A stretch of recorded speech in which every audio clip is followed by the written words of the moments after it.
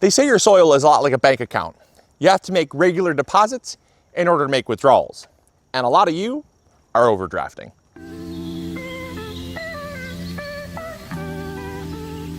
So when it comes to the plants in your garden, those plants are requiring nutrients to grow. Like this basil here, this basil is taking nutrients to grow. And if I'm not regularly putting nutrients back into my soil, I'm essentially withdrawing nutrients more than I'm depositing. And if you look at your soil like a bank account, it's pretty easy to understand this example, because a lot of gardeners, they grow something, they harvest it, or they pull it out and compost it, and then they throw something right back in its place. And if you are not supplying sufficient nutrients and putting it back into your soil in excess, you're going to be running a deficit. That means you're taking out more than you're putting back in. And what we don't want to do is we don't want to run our soil down to zero, because if it goes to zero, you're going to find that your plants are going to be stressed, they're going to be yellow, they might not even grow at all, and you're going to have a really hard time having a successful garden for many years. The first year is always the deceptive thing for beginning gardeners, because they see a beautiful garden in the beginning, and then it's the next year that that deficit starts to show itself, and they say, well, I don't know what's going on. My first year was amazing.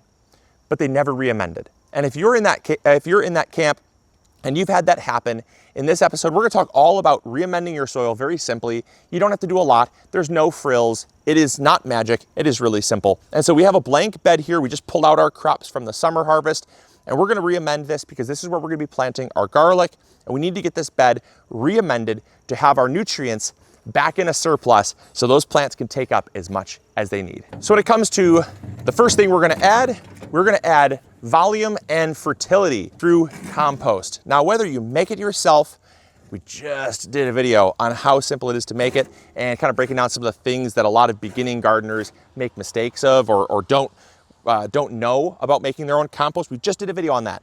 But you can make it yourself or you can buy it. But regardless, you want to add compost because compost is going to add the base of soil, the growing medium that your plants are going to grow in. But it also provides essential fertility that your plants are going to use to grow with. And so fertility is kind of the overall structure of the soil as well as the nutrient contents of your soil. And when it comes to compost, there is nothing more nutrient dense or looser and fluffier for your garden. And so we are going to add lots of compost to our garden. And it is so important that you do the same because over time what you'll realize is that your soil level starts to drop. Now that's not because a soil fairy comes and just magically takes some from your garden. It's because over time compost and soil weathers and degrades, meaning it actually kind of compacts and compresses. And then also when you pull plants out, those roots bring with it soil.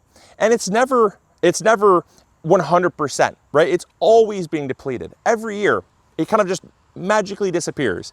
And it's so important that we add back that volume because our raised beds are the only places where our plants can actually grow. They can't say, well, this looks like there's greener pastures over here, and they go over to this better looking soil. Where you plant them is where they will be. And it's so important that as gardeners, we realize that and we constantly give back, depositing that fertility back to where we were growing our plants originally. So when it comes to compost, the reason why compost is so amazing and why there's really no substitute for it, you can add as much fertilizer as you want. We'll talk about that in a second. You can add as much soil amendments like lime or gypsum or sulfur as you want. We'll talk about that as well in a second. There's no replacement for compost. There just isn't. And that's because compost not only is the growing medium that your plants are going to grow in, right? It's the spot where their roots are going to take over and thrive, but it's also a place that is going to host beneficial bacteria and fungi. And you're not going to get beneficial bacteria and fungi from any other source except for compost, because the beneficial bacteria and fungi that break down compost are what actually helps your plant roots. What they do is they actually will reach out and make a connection with your plant roots. And the plant roots do not have the ability to go out and find water and nutrients. And so because your plant roots are a little bit blind, What the beneficial bacteria and fungi will do is they attach to the tips of your plant roots, and they essentially are an Uber for your plant roots. And they say, I will take you where you need to go in exchange for money, or in this case, sugars that the plants create through photosynthesis. The plants create sugars from the sun, take it down and store it in the roots. And those beneficial bacteria and fungi found in the compost are what attaches to the tips and says, I will take you there. And that is how the plant roots get to the nutrients. And that's so important for you to understand as a gardener. And that's why it is so important to add compost in a regular basis back to your garden. So when it comes to applying the compost to your bed, you're gonna do one of two things. So if you are already experiencing really loose, fluffy soil, but you're simply topping off your beds and adding volume and fertility back to your soil, just take your compost and add it right to the top. Don't even work it in, because if you work it in, what's going to happen is you're going to really disturb the soil structure, and you're going to unnecessarily kind of inflate the soil that's then going to quickly deflate, because it's going to allow a lot of water to come down through your soil, which might seem like a good thing, but if you're not really doing a whole lot to your soil throughout fall and winter, come spring, it's going to be compacted again, and you're really going to have kind of a harder time reworking your soil. So don't work harder than you have to. Just apply it to the top, and then let the worms and soil microbes do the rototilling for you. Worms are considered the rototiller of nature for good reason. Now, if your soil is very compacted, if it's really compacted and heavy, and you already are having a hard time working your soil, that's when I would consider to work in that compost, because if it's very compacted and you can hardly make a dent in it, essentially what you have is clay soil. And that clay soil, it's not really going to benefit a whole ton very quickly from just having compost added on top. You're probably going to benefit from having more organic material worked into your soil over time.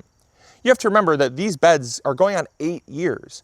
These beds are 8 years old, meaning we've had 8 years of doing this exact thing every single year, in some cases multiple times a year, because we also re-amend our soil between crops. When we harvest our spring crop and we go to plant our summer crop, we re-amend. When we pull our summer crop out, go to plant our fall crop, we re-amend. And then once we plant our fall crop and once we pull out our fall crop and we're getting ready to plant for spring, we re-amend. And so anytime we're pulling a crop out, we're re-amending and just giving the soil a little more life and vigor. And so this has been 8 years of buildup. And the crazy thing is we've never taken soil out, but in 8 years, the beds have never filled up. Every single year, we're still left with half a raised bed. So like I said, it is so important to do this. And we have incredibly loose, beautiful, fluffy soil to work with and to show for our efforts, which is awesome. So that is the first thing you need to do, is add your compost. Either work it in if you need to, or preferably leave it right on top. That's going to be the best case scenario. So once you have addressed the volume and the fertility, the next is to address the pH. Now, certain soils are totally fine. Other soils need to be addressed. This is where you'd come in and you'd apply either a powdered sulfur or just a pelletized or powdered lime.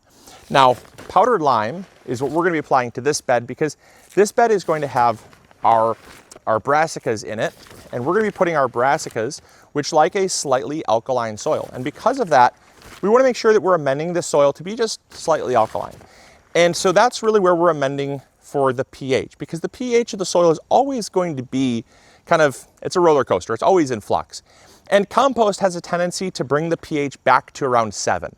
So all that compost we added essentially buffers the pH to essentially give us a blank slate. If we were planting something like potatoes here, that like a very acidic soil, we wouldn't add something like lime, which is quite alkaline. We would add something like powdered sulfur, because once we have a pH of 7, at that point, we know powdered sulfur will make it more acidic, or powdered lime will make it more alkaline, depending on the crop that we're growing. Now, the reason why you want to get the pH correct is because at the correct pH, all vegetables will be able to uptake the correct amount of nutrients.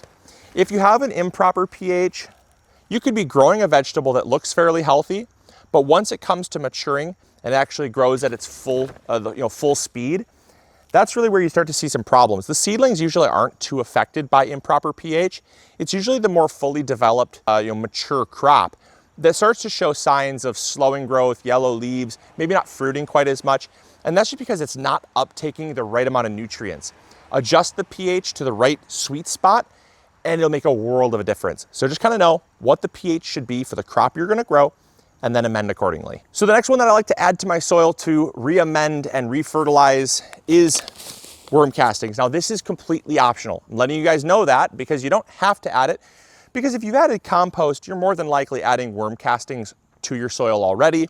And if you leave the compost in your soil, the worms that come up and work your soil are also leaving behind traces of worm castings. So your soil probably has some traces of worm castings already added, but I like to add a little bit more because worm castings are very essential to your garden.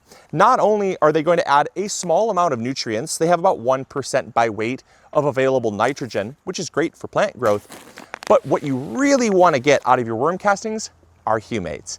Humates are essentially found in a chemical called humic acid, and humic acid comes from the breakdown or the digestion of organic material in the worm's stomach. And they leave behind humic acid, which is so important for root development and root growth. And so I like to add a little bit of it because that humic acid content is essential for a healthy garden. And you're going to get humic acid from the breakdown of all that organic material that's in your soil. But this is like a humic acid concentrate. There's so much of it in here, as well as other things like fulvic acid, which is great as well for conditioning the soil, and even things like trace minerals and other things that are broken down by the worm that are then going to be more plant available, which is just awesome in general. So I like to add it, and I find it makes a really big difference in my garden, but you don't have to add it. Now, the final thing that I will always add to my garden when I am re-amending and re-fertilizing is a nice all-purpose, slow-release and fast-acting fertilizer. That's because I'm going to be planting plants here for the fall. We're going to be planting a lot of pak choi cabbage. We're also going to be planting garlic. We're going to be planting garlic over there. And so it's super important for us to re-fertilize because this is going to give those excess nutrients.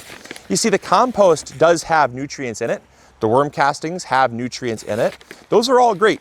But those nutrients are going to be gone fairly quick because there's only a small amount of them. They're very nutritious, don't get me wrong. But these are concentrated nutrients that are essential for plant growth and development. And not only that, it's been specially blended, regardless of the blend you go with. Like, I'm not here to sell you on something. We use Trifecta Plus, but use whatever you want. I'm not here to pressure you into buying something. That's simply what we use in our garden because it's been specially formulated to not only apply nitrogen, phosphorus, and potassium, but also over 70 different trace minerals that are essential for plant development. And that's why when you have that combined with the beneficial bacteria and fungi, which is also found in Trifecta, you're going to have that symbiotic relationship that essentially is like a multivitamin for your plants. And compost is really good, but compost is not all created equal. And that's really why I like to make sure I supplement with something that I know is going to have a lot of nutrition, because compost is really the product of what you put in it. If you buy compost from the store, you don't know what it's made up from. It could be just broken down wood chips and something like nitrogen, which helps it break down. And essentially you have the equivalent of like cheese bread. Can you live off cheese bread? I don't think so. And so cheese bread is good, but you can't live off of it. And so since you don't know what is in that compost, you want to have a very well-rounded soil so that you can ensure that your plants are going to grow to their optimum potential.